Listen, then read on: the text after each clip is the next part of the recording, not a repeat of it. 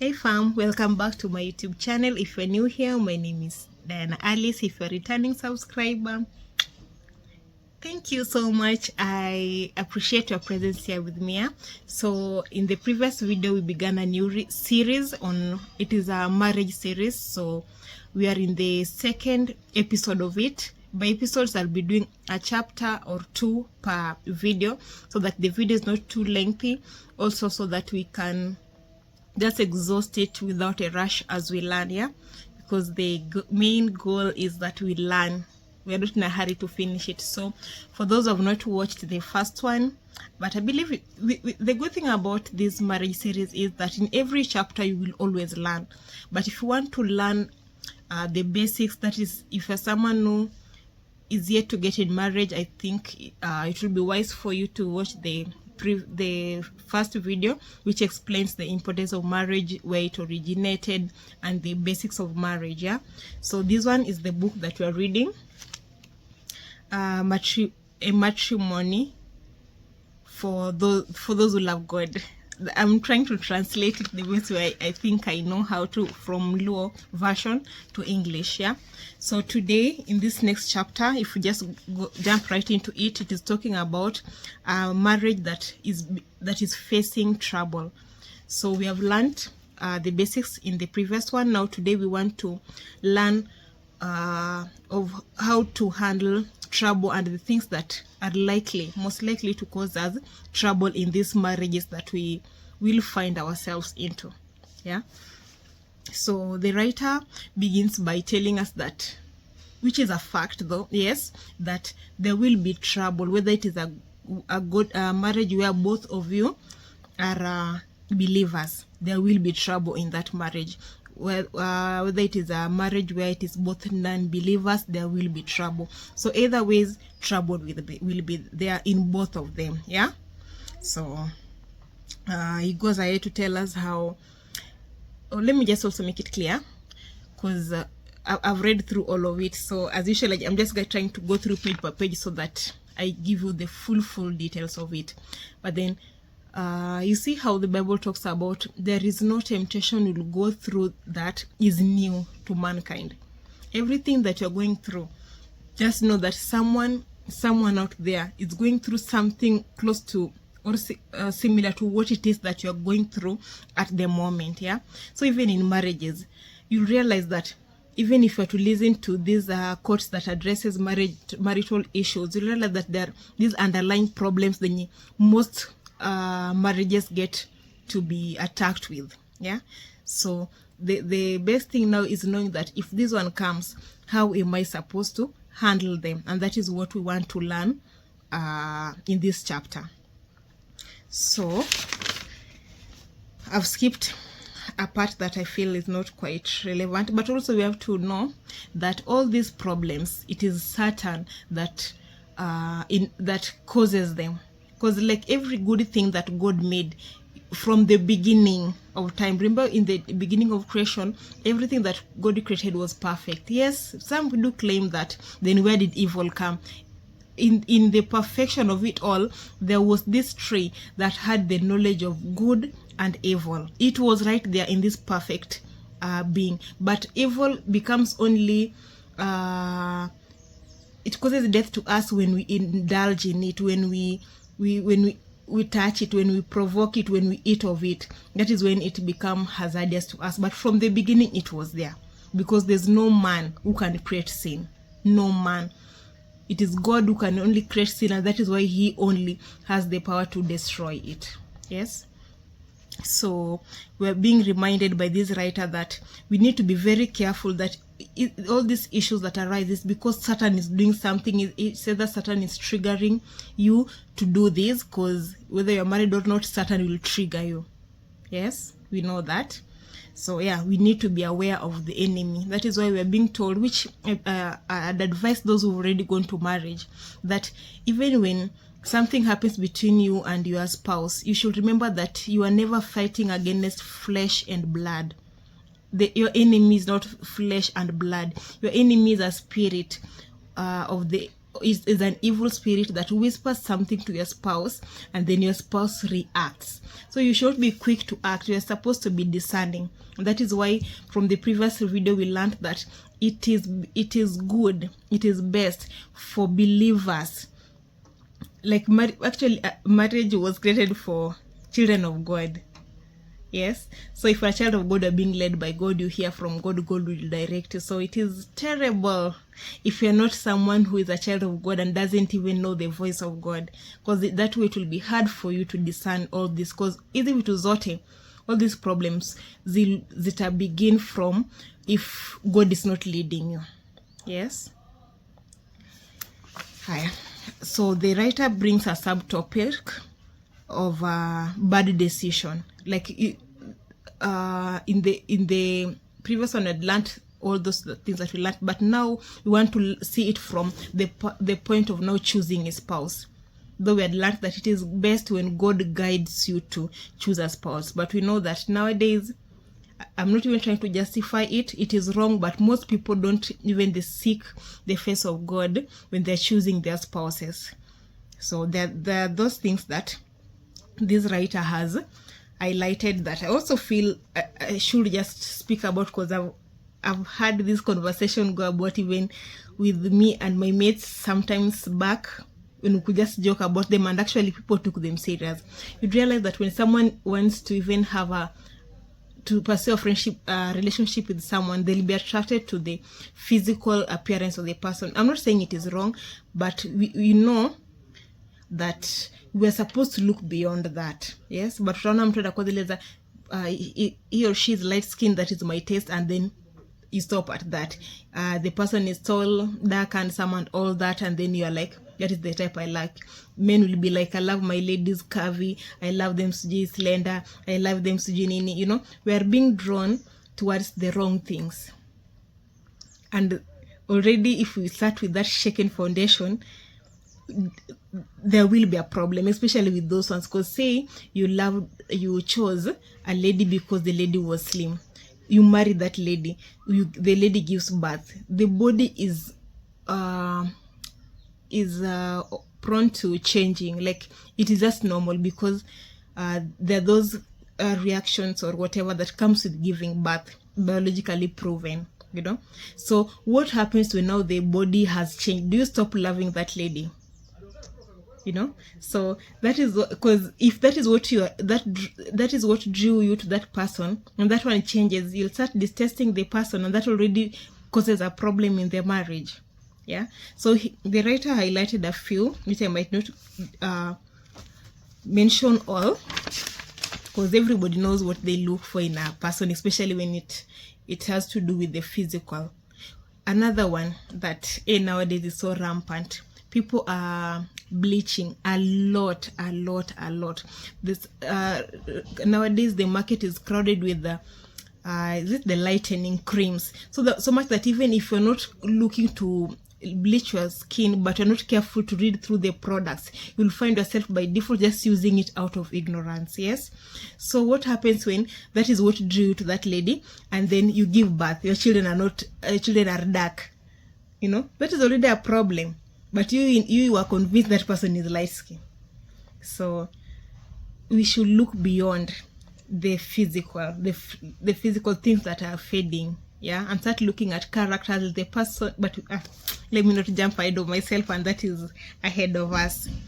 So he gives us, this is to the men now. If you are looking for a wife, this writer is giving a guideline for the men on what to look out for when you're looking for a wife. And his first point is the lady a Christian? And he has referenced the book of Amos chapter 3 verse 3, which I believe talks about, can two walk together unless they are agreed, and unless both of them agree to work together. Yes. And that is in the context of a Christian, like both of you believers. So that is the first thing. Is the lady you want a Christian? The next question, this writer talks about, does the lady have parents? It is good to know, like it is something that it is good, if they have parents or not, because it will actually affect the marriage in one way or the other.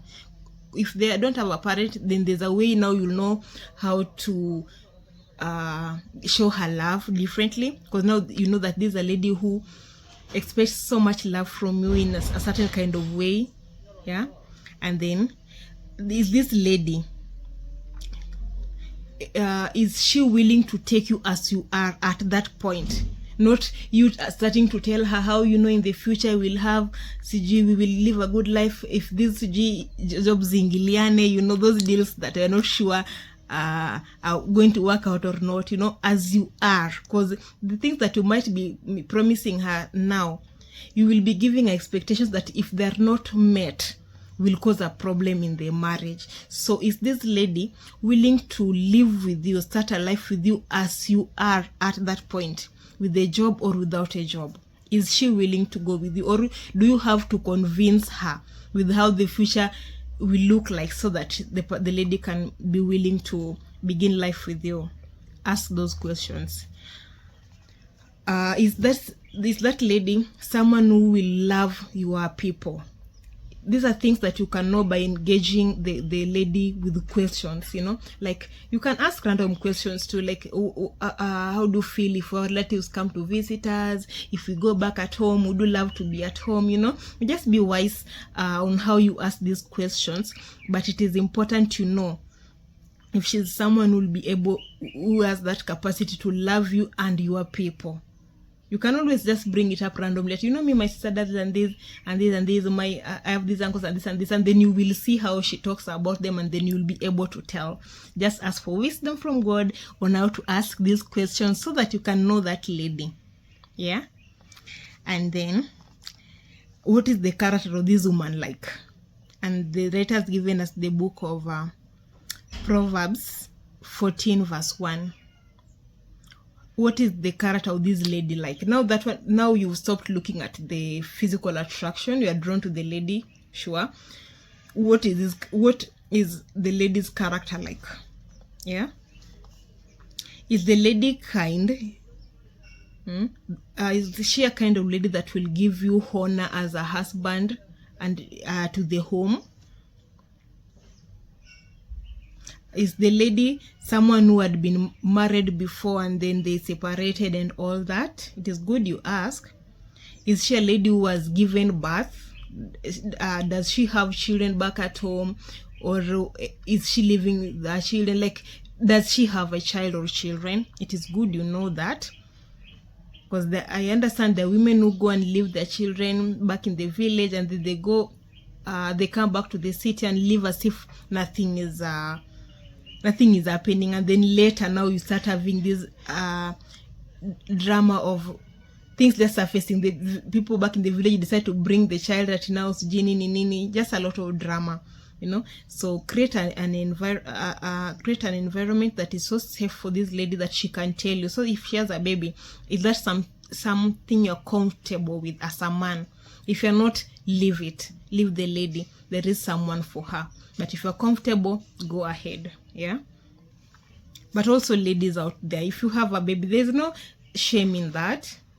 Just let the man you are interested in marrying know that you have a baby.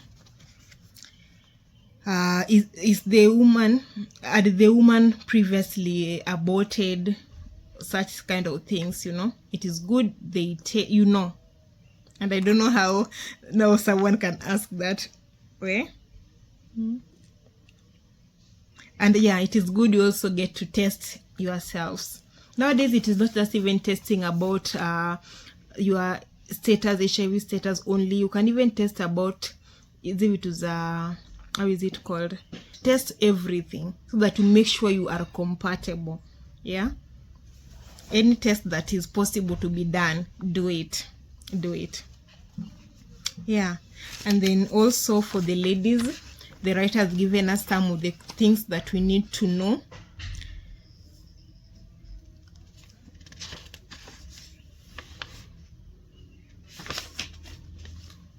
For the ladies, these are the things that we are supposed to look out for, or the questions that we are supposed to ask ourselves before we get married, before we get married, or before we are asked for hand in marriage, whichever makes sense. A common question is the man a Christian? A very, very important. Is the man a Christian?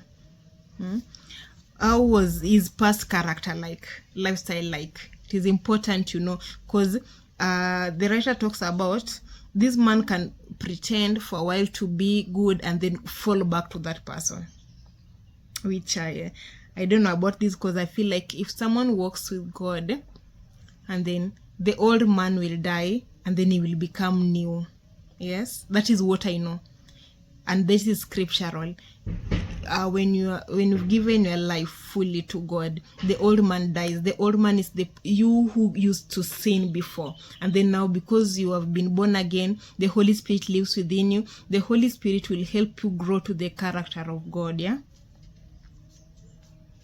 So I think the writer was trying to bring the point that you take time to know his character, then you study him, so that you be sure he's not just trying to put up an image and then sooner or later he goes back to his your character yake ya kitambo. Do you love, like, the character, the demeanor or the character of that person? Is it something that you can, is it someone that you feel happy being with, you know? Does his behavior, character, make you happy? Is it someone who will give God glory, him being a part of your life? Or is someone who will, by the things that he tells you, by the way he conducts himself, will just make you feel a certain shame on behalf of even God? You know, the people does things that you just wonder, like, how do you do this thing and not even feel ashamed you yourself is doing it? Yeah. Is this someone who is hardworking? It is good because love alone will not feed you. And remember also the words, the Bible talks about God blessing the work of your hands. Is this man hardworking? You know, is this a man who can help his parents? Not your parents, his parents. Is he supportive to his parents? Yes. And is this man, I don't know if this person has included it, but I think it is also important, like, is this man someone who his presence in your life will draw you closer to God or draw you away from God? Because you can always tell from the few times that you'll be chatting. You can always tell.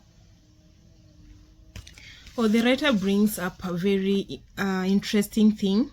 He talks about, after all this, after both of you have decided now you want to work together, yes, you've been married, and then there's a point, according to this writer, is like beyond love.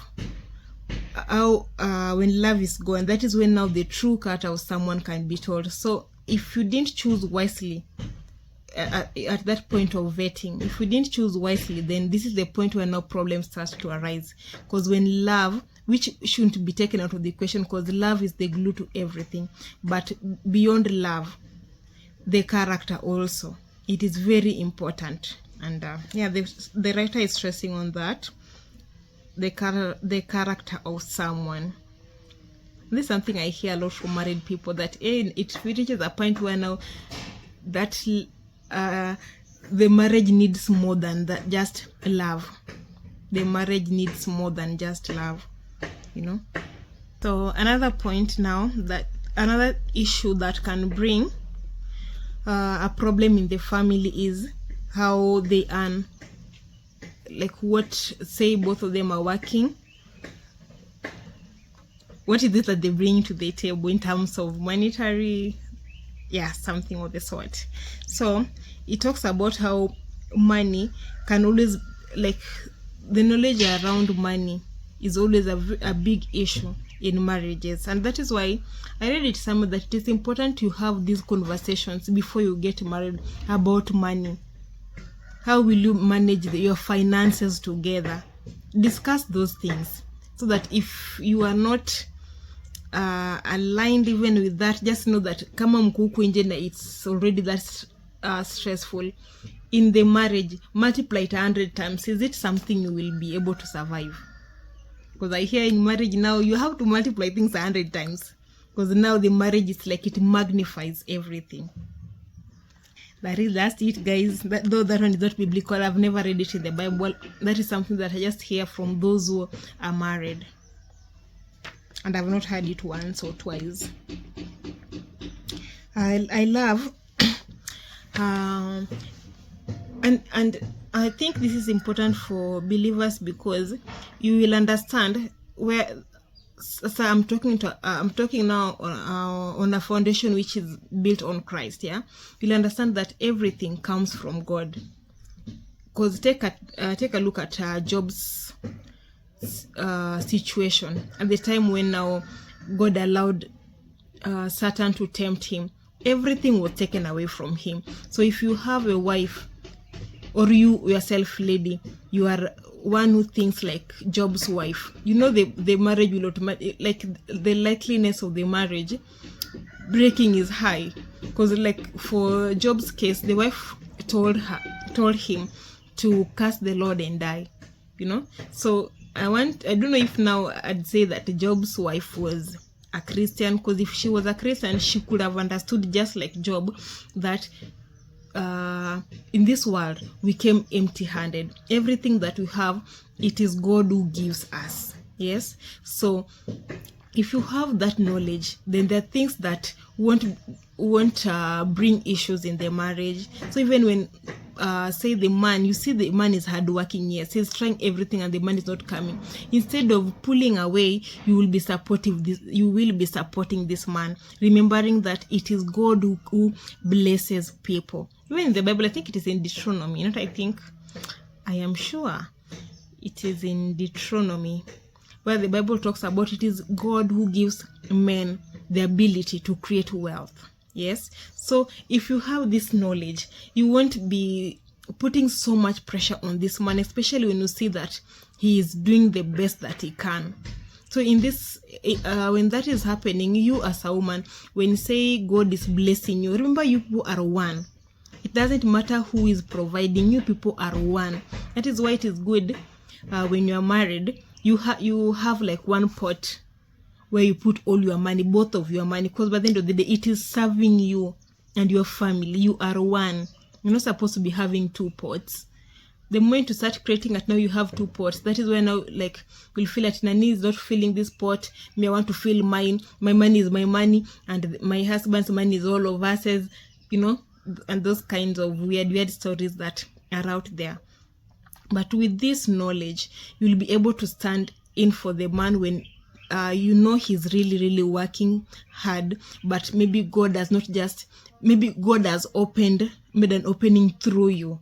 Yeah, so are you able, will you discern that, okay, we have prayed for this, we are working hard towards this, and then God has made the provision through you, and you don't have to make it a public show that you're the one who is providing for the family, you know. And I feel like that is always wrong. Though I see women, I don't know if it's just the urge of women wanting to always talk. And I pray God help us as his daughters, so that we don't speak too much when he chooses to bless the family through us. You know, we just do it silently. Because even with the men, they don't go about advertising it to everybody that, you know, I do this and this. Although yes, the men who do that, which I don't know if it is their pride, the ego speaking, but a godly man, I don't expect him to really do that. Yeah, so yeah, there's this verse in the Bible that talks about the wife help, like, when the good thing about being together is that when one falls, the other one holds him or her, you know. It can either be the man or the man, because it has not specified. It has just said one will help the other. It talks about, I think we've talked about it as I was beginning this video, giving false, not even false, because I think at this point the man thinks that he can do those things.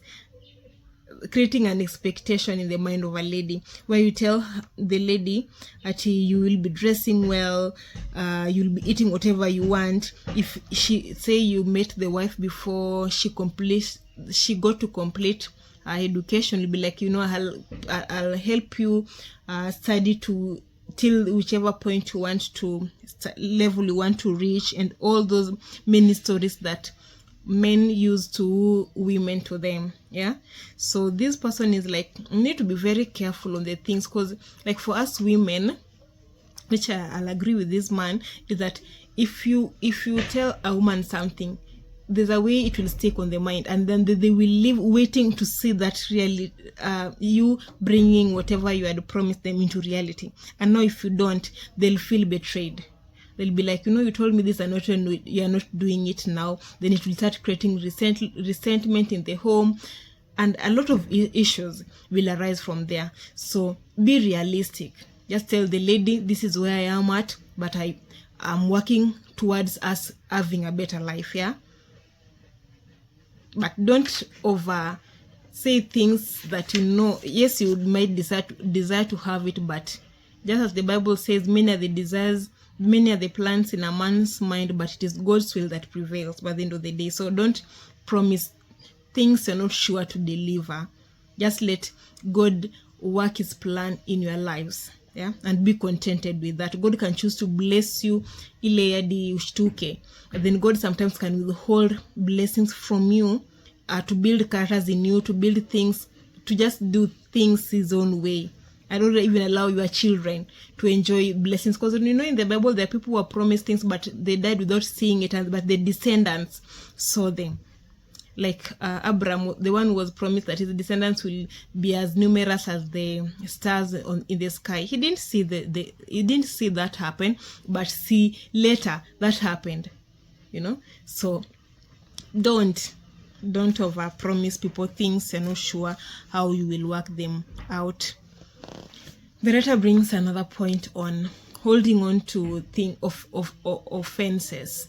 Say, because what you need to understand is, when you're getting into a marriage, you are two people who are brought up differently, two individuals brought up differently, different backgrounds, different families, but even children in the same family. But napatanga tu, there are those, offenses will be there. So imagine now someone who's not even your blood.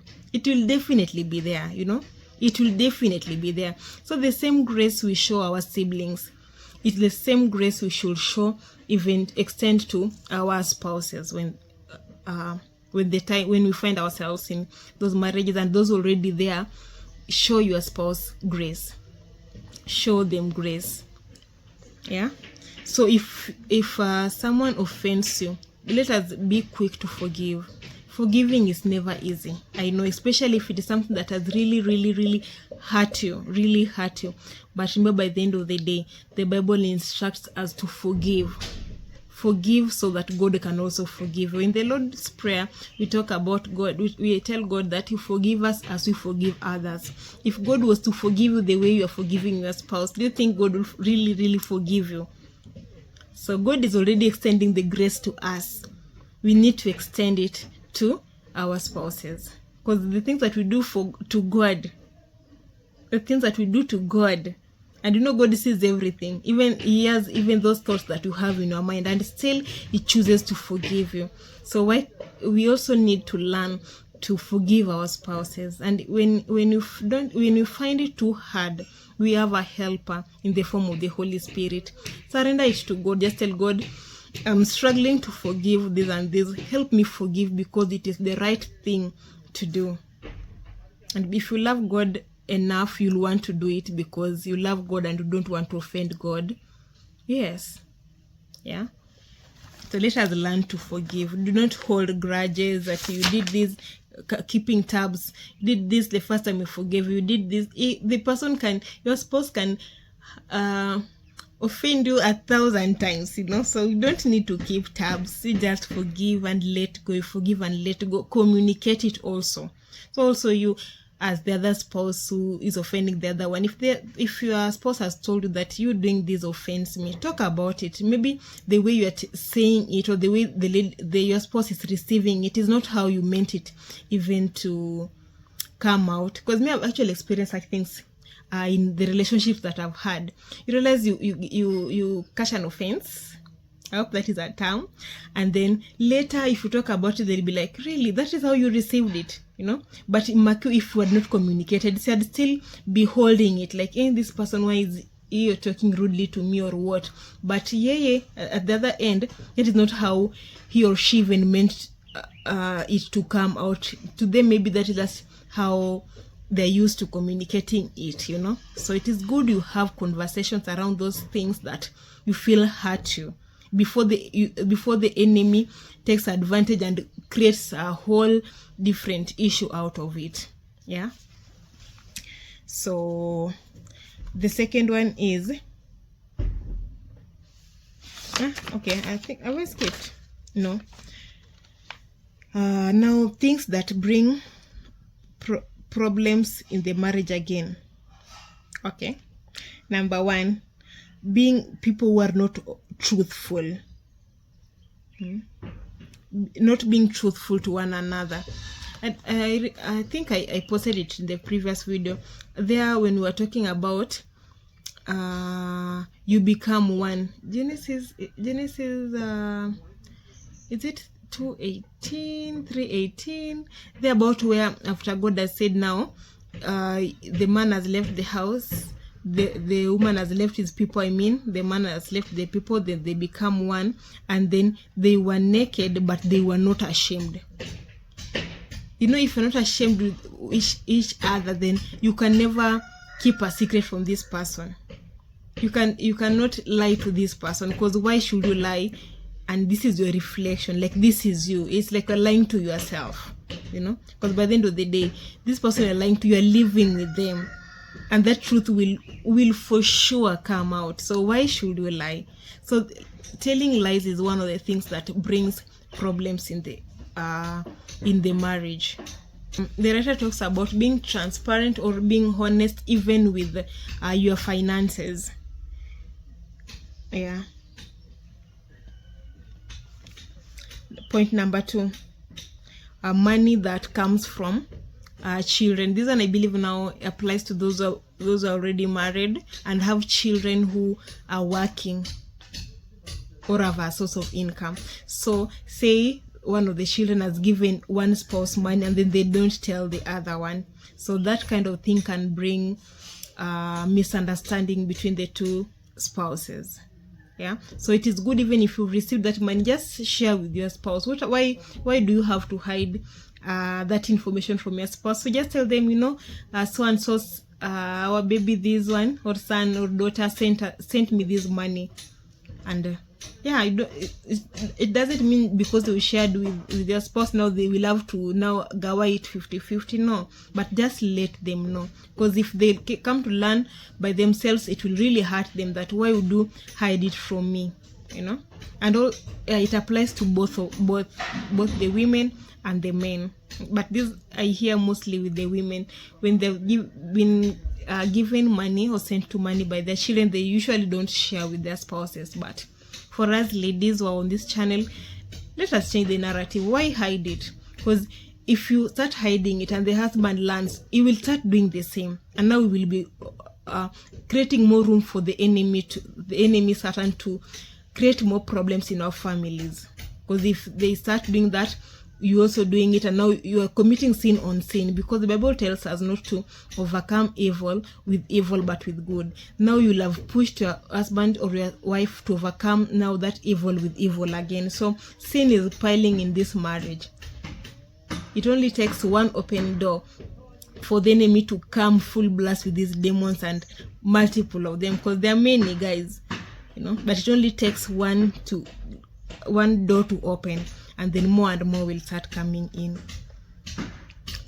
Another one is this one also applies to those who are already in those who are already married sleeping in different beds. And this happens when there is a misunderstanding also. The writer is saying that if as much, even whatever that misunderstanding looks like, you are not supposed to sleep on different beds. Sleep together, because the moment you start bringing that creating that space or distance between you, the enemy will take advantage and start dividing you. You just take it lightly. I will just want to just use space to think and do what. When that place where you are thinking is where the devil will start feeding you thoughts that are not godly, of course, because it's the devil. And then something small that would have been resolved by just sitting down and inviting God in the conversation, and you people getting sober thoughts from God, as you will be creating room for Satan, you know. So you will end up, maybe there's going even a week, you're yet to resolve that, you're sleeping candle, and that is where now the man might even start having affairs out there, you know. But from something simple that by the time you are getting even to resolve it, you realize that it wasn't even, maybe it was just even a misunderstanding, you know. But then the damage that would have been caused in between will not be worth it. So do not the Bible talks about, do not let the sun go down when people are still angry or anything. We ask God to help us. It is not always easy, I know. Yes, I'm not married, but I have had misunderstandings even in the family, because in the family you'll have a lot of that. Because with the siblings and all, you'll have it. So it's just a matter of asking God for help, and He will sure help you. Yeah. So we don't just end at it is hard and then we stop at that. No, it is hard. Then what next? You pray. You know that our strength comes from God. So we have to pray. Another issue is when, say now the man decides to add another wife to the family, second wife, third wife, or all that. That brings trouble to the marriage. Yeah, because women were jealous. Women were jealous people. That is just a fact. So there's no woman who will ever be comfortable. And even the ones that I see on the internet, I mean, I always just feel like they're pretending, or that woman just cooking something in their mind, or that is a woman who does not know God. Yeah. But you adding a second wife and you think that will be okay, no, it's just the beginning of trouble. So the person advises, it reminds us that is why God gave Adam only one wife. Because God is all-knowing and powerful and everything. If he had the power to create Eve, if he felt that Adam wouldn't be enough with one wife, God himself would have given Adam, say, 2 wives or 3 wives or 4. But God gave Adam only one wife. So why would you want many wives if not for selfish gain? You know, and you can never say that we love both of them equally. That can never happen. It can never happen. That is a lie. You will always love one more than the other. Yeah. So there are scriptures that have been given there. I'll try and see if I can go through them. If I find they're actually connected to the teaching, I'll write them here on the screen.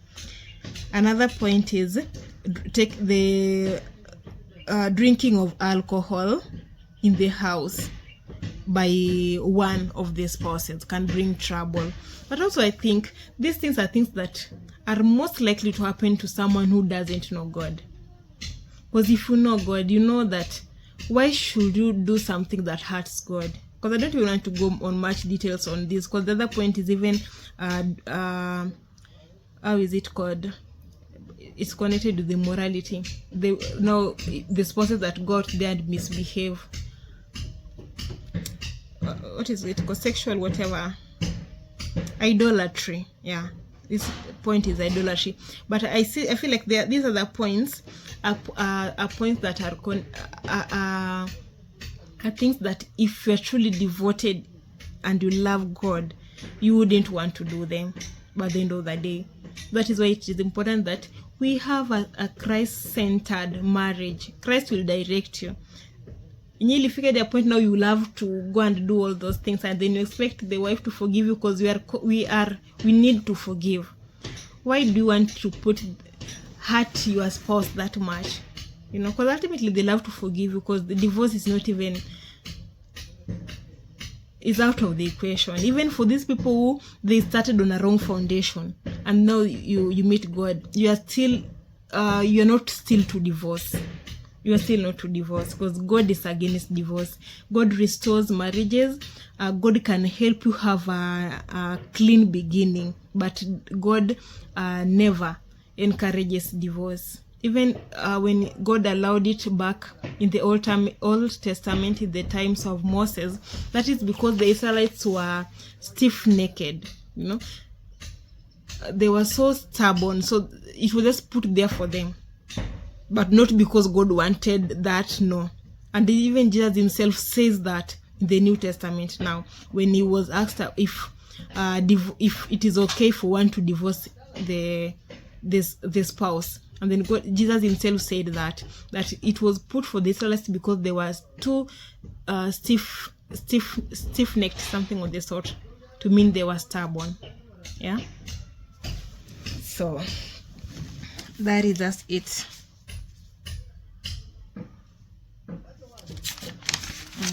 It is just good people know God. Another point is parents and relatives can also bring problems in people's spouses. So this is to the parents out there. If your children are already married, let them start their life. Remember now that you had your life and your family. You managed it the best. Both of you, the father and the mother, you handled yours the best that you could. You've taught them how they can also begin theirs through the godly teachings and everything that as a parent you could do. Now that they're married, let them make their decisions alone. You know, you don't have to be there every time. Every month you want to be visiting them, helping them make decisions in their family that they're trying to build and all that, because that also can bring conflict. Especially to say one side, the parents love visiting the family, much, the newlyweds or whatever. The one that is not being frequently visited will start feeling bad, that now why your family is coming too much, and then mine, you don't want to come. A lot of issues will always just arise. If you have to visit, yes, you can come visit, go back. If it is not far, rent, you can book your parents somewhere to sleep, or they can sleep and then go back. Don't overstay, you know. Yes, your parents, you are loved and everything, but you know it will always just bring problem. Even as a point that you will just feel like you want to put a certain input, but you don't know what it is that they've discussed as the benefactors, as the man and the woman of that house, in short. Yeah. So let them make. If you can advise, yes, advise, but don't insist they have to do it in the way that you've said. So that is mommy's boys out there. Remember, you were told to leave them and come and stick to your wife. Yeah, make decisions together, not with their parents and relatives.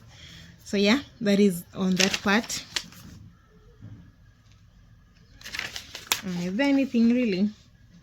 That we're just talking about the good kind of parents who come to visit and the ones that are bad.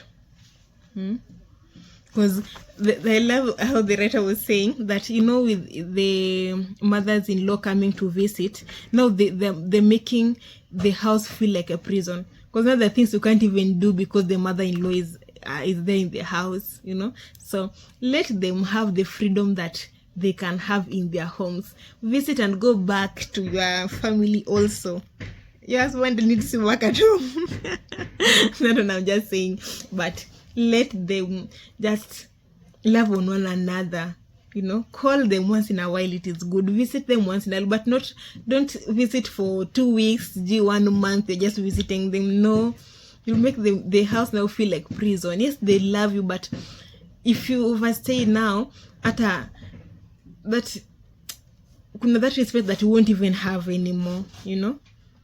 Also, as a wife or the husband, we are told to honor our parents. So as much as, yes, you have left them, still remember them. If you have something, send it to them, because by the end of the day, they are parents, and as much as we are being taught that they should not keep calling at give me money and all this. And this is me speaking now to those who are the in-laws. Remember, these people are trying to begin a life. They need to invest a lot in the family. It is when they are building. The building phase takes a lot from a family that is still young, because you are buying furniture, you are buying things. So understand when maybe they don't send you much money like when before they were married, because now they're trying to build something. So just appreciate the little or much that they send you, and at your intervals that they send it. Yeah, don't put so much pressure, because you doing that might now bring also problem in their marriage, because this one will start feeling, one of the spouse might start feeling like you are trying to build this and you're sending all the money out there, you know. But if everything is okay, it is okay. I'm not against you sending money to your parents. It is good, but at the end of the day, they helped you, they brought you up, they invested in you also. But remember, the children are a gift from God, not as a source of investment that now you're investing in them so that in future it's like now you are reaping the fruits of it. No, these are just a blessing that God gave you to take care of, so that another generation can be born out of it. So I think we've come to the end, yo. This is episode 2 is very long. I think it's almost 1 hour long. We will have to end it from there. Lucky for us, I've finished sharing that chapter. So we will meet to discuss the next chapter in the next episode, where we'll be talking about now the divorce factor. We're going to learn on the divorce, how to go about it, what can cause it, and everything that we need to learn on the topic of divorce. So catch you in the next one. Bye bye, and thank you for spending time with me and learning with me. See you in the next. Bye bye.